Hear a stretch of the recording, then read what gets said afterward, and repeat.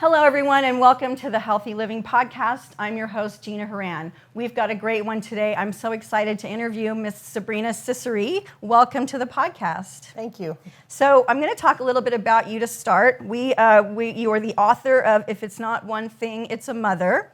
You're also the owner and founder of Immunity Health in the Villages, and you're a contributing writer for Healthy Living magazine.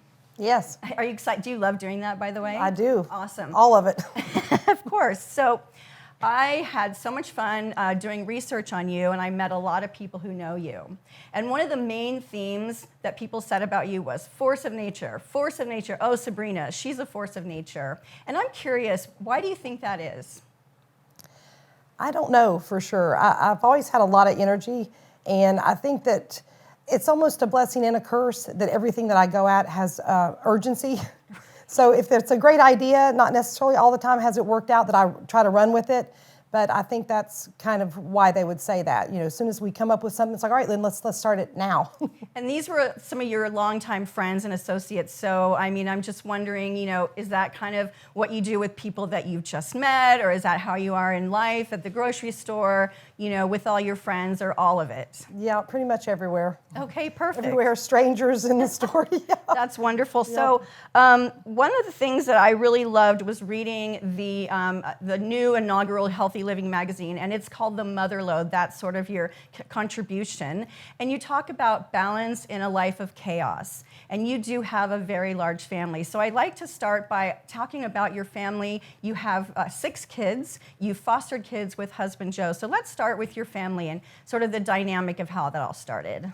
Okay, well, it didn't start out to have the plan to have as many kids as we do, but after a couple kids, we decided we knew we wanted to have more, so we adopted internationally. We have our daughter Mia. We got her when she was just 10 months old. Okay. That added a bit of chaos, but it was still okay because my oldest was 13, then I had an 8-year-old, and then here came Mia. So that was still okay, but a few years later, we wanted to have more kids, probably just one more, but then we decided we would foster. That opened up the door to where we ended up with 3 kids, 2 newborns, and then another 2-year-old at the same time, which we ended up being able to adopt those. And that was definitely something new for us because these were close together. 2-year-old, newborn, oh my gosh. It brought on a whole new meaning of chaos for sure. Right, so you do have adult children, and you have daughters and a son, or talk about, you know, how many, like, what are the ages and how does that dynamic work out for you? Okay, the kids range from 32 is my oldest, and down to my youngest is 10. The oldest and the youngest are both girls. We've got 3 girls and 3 boys. Wow. My middle girl's in college at UF. She'll finish up. Actually, I think she just got her news that she's going to grad school. So she'll be going another couple of years and finishing up there. And then I've got 3 boys. My oldest son is 26. He works in our family business, electrical works. And then the 2 youngest boys are 12 and 10. And they recently just went back to school. I was doing homeschool with them as well, but that wasn't working. And tell me why that wasn't working. Did that just interfere with sort of your career, your business, or just what was that all about? Yeah, I mean, patience. I pulled them out, and I think it was timely. You know, with COVID going on, I felt better with them coming home. And some of the changes in the way the schools were trying to educate also had me bring them home. I wanted to have my hand and my control in that. But yeah, it just wasn't something I wanted to do. I mean, I could say that work and all that it all played a part, but really just if I'm being honest, I wasn't cut out for it. So your eldest daughter, you had her when you were quite young. What is the relationship with her, and how is that nurtured through the years? It's good. I grew up a lot having her. I was 20, you know, when she was born and had been through a divorce, actually going through a divorce at the time. So I raised her as a single parent for a while with a lot of help from my parents. And it's been ups and downs. You know, the oldest daughter, she's very headstrong and has her own view of things, different than my own. Mm-hmm. But we have a good relationship. I have 2 grandkids with her, and she's actually working with me now. First time she's ever worked with me, which I thought that would be tough, but it's turned out to be really good. It's bringing us closer together. She's understanding more of why I'm the way I am, and I think a little bit more respect there instead of pushing against me. Right, so when you say why I am the way I am, let's expand on that a little bit. So mother-daughter relationship, also you have a mother, so there's mother-daughter, mother-daughter, mother-daughter, and on down the line.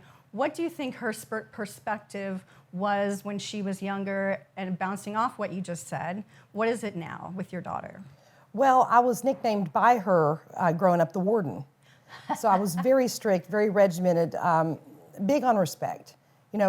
Just like in my book, I talk about old school parenting. That's the way that I've raised the kids, and I'm not their friend. I never wanted to be her friend. I felt like she had a place with her friends to talk about certain things, but I didn't want to be that person. I feel like that's one of the things that's probably going wrong with a lot of the mother relationships with their children, is that they feel like they need to be their friend, and you don't. They'll have plenty of friends.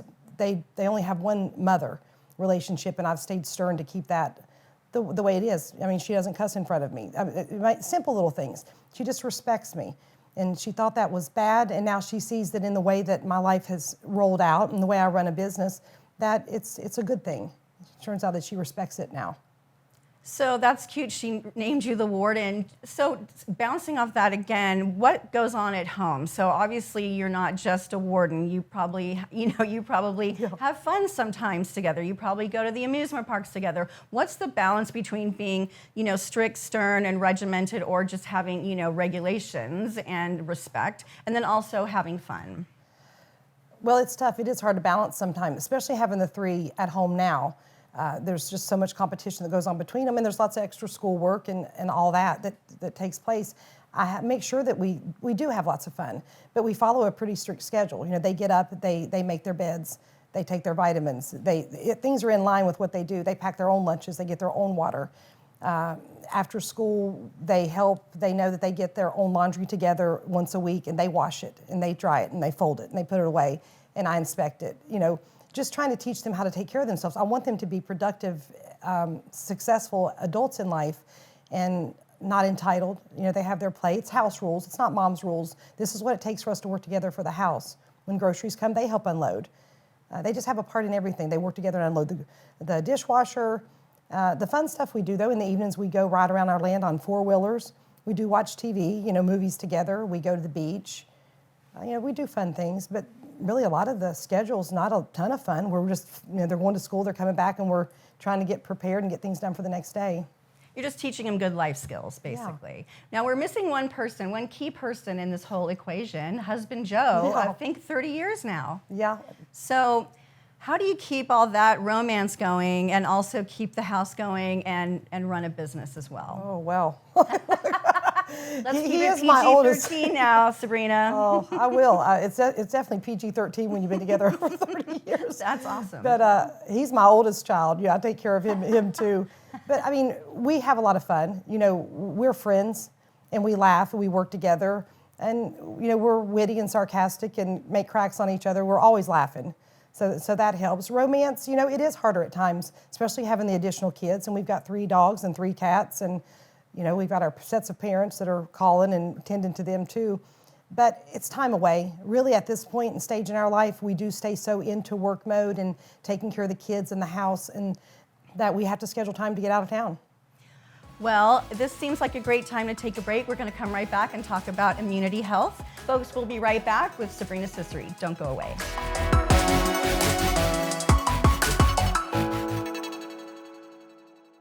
Nobody wants an aging family member who is unable to care for themselves to be home alone.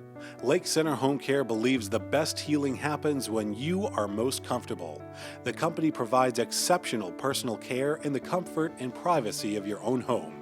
Whether you need skilled nursing, physical therapy, home health aides, or companion services, your loved ones will enjoy peace of mind knowing you're being taken care of and treated with respect and dignity.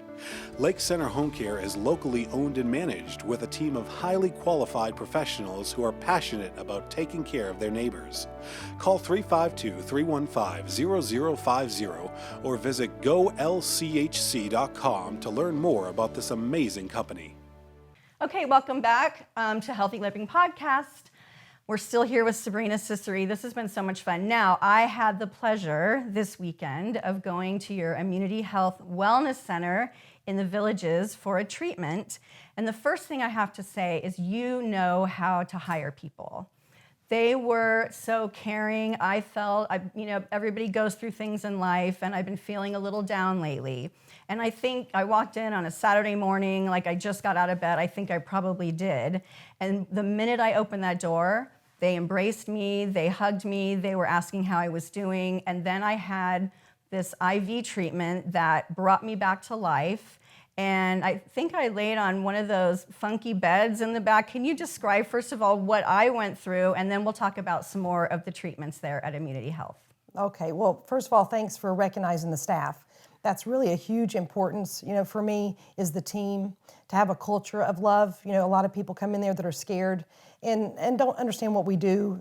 They've been given a diagnosis that's fearful to them. So that was a key point that I was looking for with hiring a team, is that the people walked in and they're not patients, they're clients to us, and that we first embraced them with love and support, and then tried to show them around to see what was going to help them reach their goals. So thank you for that. The bed that you were on, that everybody loves, the Vimy bed, it's vibroacoustic, electromagnetic, and infrared. So basically, just to sum it up so everybody understands, is it puts you in a parasympathetic state. So hours and hours worth of meditation, this does for you in an hour. We do all of our healing and recovery when our mind is turned off and we're in that parasympathetic state. So when you get on that Vimy bed, your body just heals and you relax, usually sleep better that night. Lots of great benefits to it. It was a little weird, but I absolutely embraced it and loved it. And I was walking down the hallway with that IV in there. I was just like, okay, I'm at least going to be able to relax for an hour, and I really was able to. And everybody, again, was so caring, took my shoes, gave me water, and I just had a great time. So I'm really curious as to, first of all, why Immunity Health? Why did you call it that? And secondly, give us an example of some more of the fabulous treatments that you have there. Okay, Immunity birthed in 2020. So I wanted to do a wellness center for many years, but the time just wasn't right. I knew it was going to be coming, but I didn't know for sure when. I'm talking 20 years I've been thinking about a special place like this. And so during COVID, I just felt the strong urge. It was in June, a couple months before June, that me and my husband were talking about how much I needed the wellness center to open right away. I saw what was going on, and I thought it was going to be harmful, a lot of what was happening with people that were getting diagnosed with COVID, and I had some ideas for some things that could help them. I've always believed that the body is wonderfully made, and if we give it the things that it needs, nutrients and support, it'll heal itself. So that's why we opened it up when we did, and then named it Immunity, because it was just the most perfect name. That word was getting thrown around. People were understanding it. All over the news, they were thinking, okay, I got to build my own immune system. So I felt like it was just a strong name that people would understand and get connected to. Great, and then so give us an example of some of the other treatments that you have there, and also how the IV treatments there are different than from some of the other places. Okay, the IV therapy is really most special to me there, because it's giving ourselves vitamins that we're not getting in food. Lots of people think that we're getting nutrients in food if they are eating organic, but no, you're getting clean food, pesticide-free, but it doesn't have any more nutrients in it than the bad stuff does. So we do need to all be supplementing. And another thing that I learned through the years is that your immune system actually decreases by about 40% when you put nutrients in it that are synthetic. So if they have preservatives in them, they're harming your immune system. If your vitamin C is sourced from corn, it's also harming your immune system. So everything that we give to our clients is preservative-free. Our vitamin C is whole food-based. It's sourced from cassava root or yam, and never from corn. And that just makes a huge difference. We're actually giving things that the body uses, it's bioavailable. So it is boosting and improving their system, not causing any harm. So that's about the nutrients. Probably I'll talk about the Theralite. Sure. I love that machine. It's the highest grade red light therapy in the country right now. It has 45,000 red lights. It penetrates down deep into the skin. It came out, it used to be recognized decades ago, maybe even centuries, for skin, reducing fine lines, producing collagen, and helping the aging look on the outward appearance. But they found out through using it that it was penetrating deep into the skin and causing cellular reversal of premature aging. So it produces ATP, energy inside the cell. It pulls radiation out of the body. It increases deep sleep. It reduces pain, inflammation. I could go on, the list could go on, all the things that it does. Well, I was standing at the front and I picked up a pamphlet that said, increase your sexual health. And I thought, well, does she have a matchmaking service next door for me? But anyway, talk to us about, why sexual health is so important and how Immunity Health can help with that process. Okay, well, a lot of the things that I have brought into Immunity has been based off of my own interest. So as I kind of come across things hidden into my 50s, I've researched them and tried to figure out ways to slow it down or reverse it or help it. So just being totally transparent, it was when me and my husband started experiencing some changes, with our anatomy, and, just the sexual experience wasn't the same that it was before, and we wanted optimal time in the bedroom. Everything that I had learned, well, there was no scientific backing why any part of a body on the male or the female should stop working just because we're aging. Nothing else does, really. But society has come to accept, just like erectile dysfunction, it's just normal. They're accepting it and almost expecting it. And that's sad because it doesn't have to be that way. There's nothing that says it has to be that way. So I just started researching, reading, learning, and I found a treatment, the shockwave therapy. It was coined as Gainswave and FemiWave, but it was the highest quality, the most positive results, no downtime. Just doing all my research, I found out that it had been around for a very long time and producing great results. So we brought that into Immunity almost a year ago and started offering those treatments for men and women, and have had great results with it. Ooh, well, we're going to stop right there. I'm getting a little hot and under the collar. We'll take one more break and we'll be right back with Sabrina Ciceri. Don't go anywhere.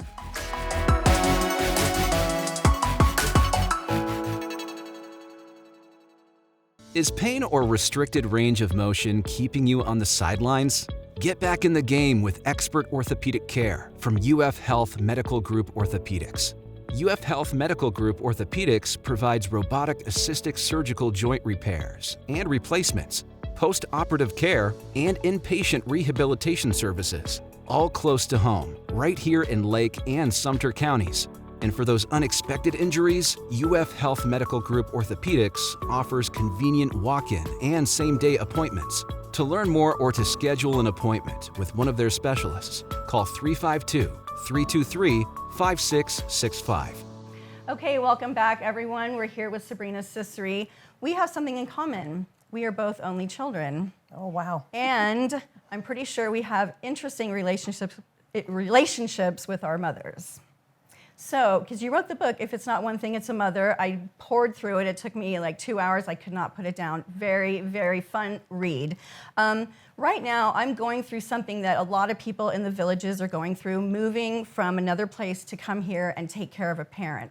Now, I lived a free life of Riley, no kids, no husband, exactly what I wanted my entire life, and I was living high on the hog.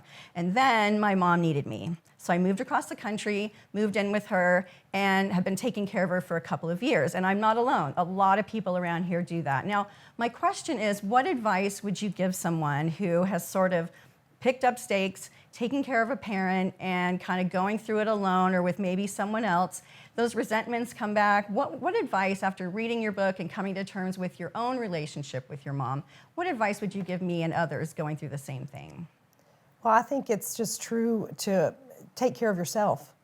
You can't lose sight of yourself when you're caring for others. I saw this for years ago when I was nursing. The caregivers, the one that are giving care, you watch them age before their eyes. They get blank looks out of their eyes. It's very sad because they put somebody else first and they don't take care of themselves. We hear everybody say that you can't take care of others if you don't take care of yourself, but most of us never do it. But that's my biggest advice, is to keep your own identity and try to really keep a check of the guilt. You can take care of and share love and support your mother, and I plan to help mine the rest of her life, but not with giving up my own life. I'm not going to trade one life for the other, and that might sound selfish for some, but we've all worked hard and we've all sacrificed and done what we needed to do. I will help, and I think people should help and be there for their aging parents. They're definitely needed. Especially in this time with healthcare, you need to send a loved one into the hospital or anywhere. They need to have an advocate with them. But also make sure you're taking time for yourself. Still take trips away. Still go to dinner. Take days where you go to the spa. Come, go to Immunity and get an IV and try to, take care of yourself. You can't give everything, even to your mother. Do you have any specific tools to alleviate guilt at all? Have you, done that for yourself, or just things, meditation, or, anything specific that you think has helped you with your guilt? Well, I mean, God has helped me a lot. My relationship with Him and understanding my limits. I think I'm superhuman, and women especially, they can do it all. They can be the best mom, the best daughter, the best wife. We don't have to be. We're good enough just to be okay at any of that, or not even be great at one and great at, we just have to accept ourselves for where we are.